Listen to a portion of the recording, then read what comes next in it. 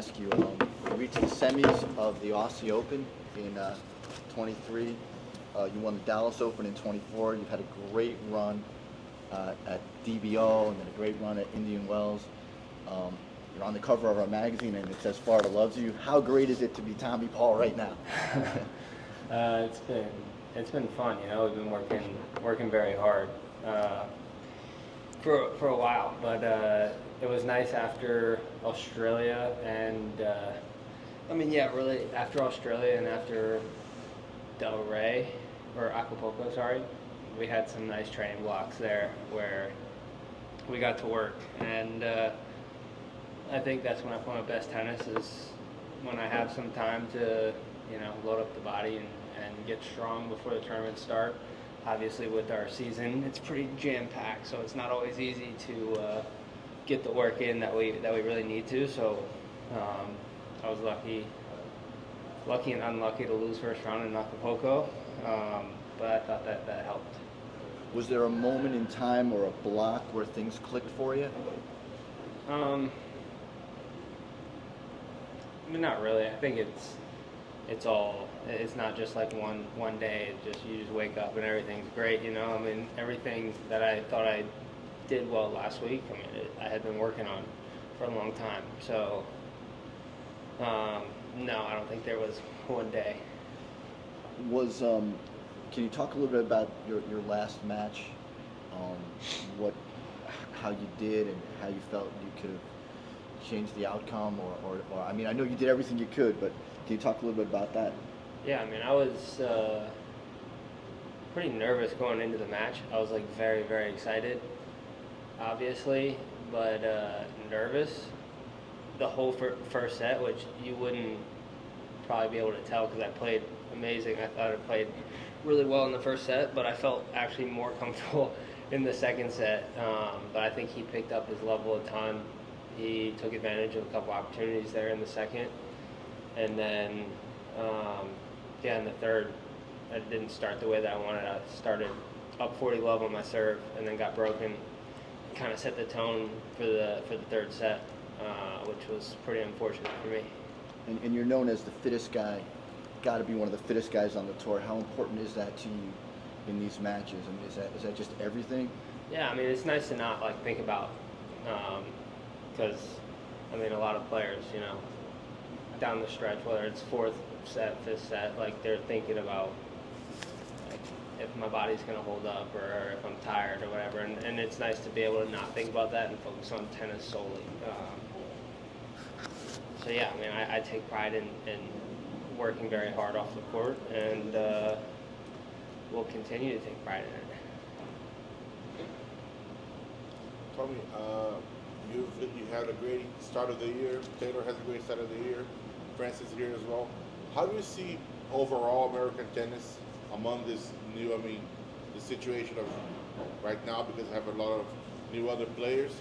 How do you see how American tennis fitting in this new situation of this new scenario of tennis? In what way? It's how do you guys, because there's Carlos, there's Sinner, there's some other guys just erupting.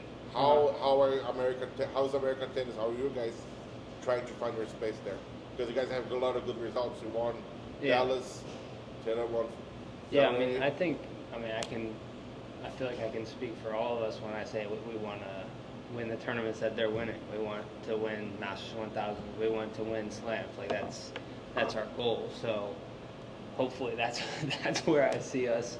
But yeah, it's cool. I think that we're all playing good tennis right now, and we all love playing in the States. Obviously, this is probably the last tournament in the States for a little bit for us, but we all want to make the best of it this week. Tommy, all the serve volleying in the Medvedev match, can you talk about the preparation that went into that? My coach has wanted me to serve and volley for a long time, or get to the net as much as I can.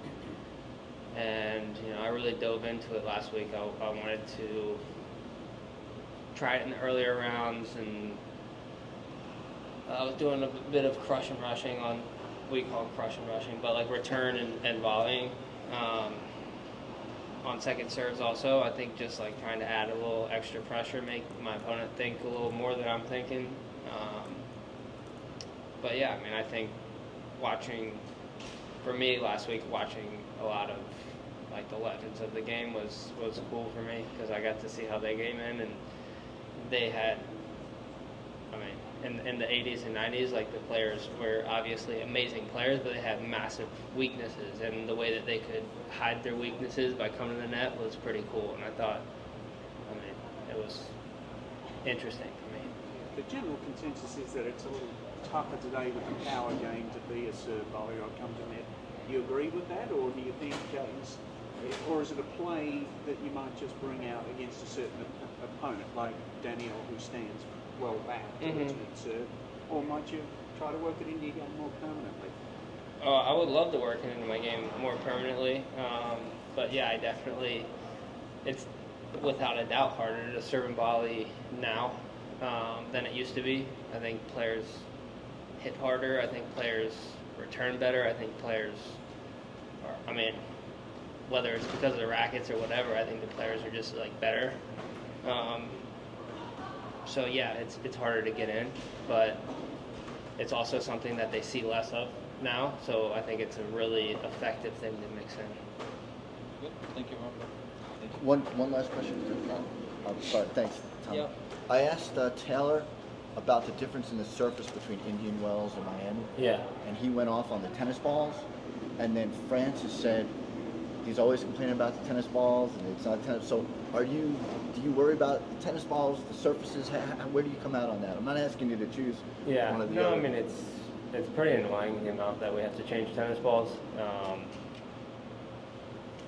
But I mean, at the end of the day, it's every week, so we're kind of used to it. I mean, you're never really used to it, but there's not anything that we can do about it. Like, we can complain about it, but it doesn't change. So I like to try and not think about it. And then with the courts, the courts are a lot faster here this week compared to last week, especially with, the temperatures drop a lot lower in the desert, and it slows down a ton. Here, obviously, it doesn't really get too cold, so that affects the ball for sure. Thanks, Tommy. Best of luck out there. Thank you. Appreciate it.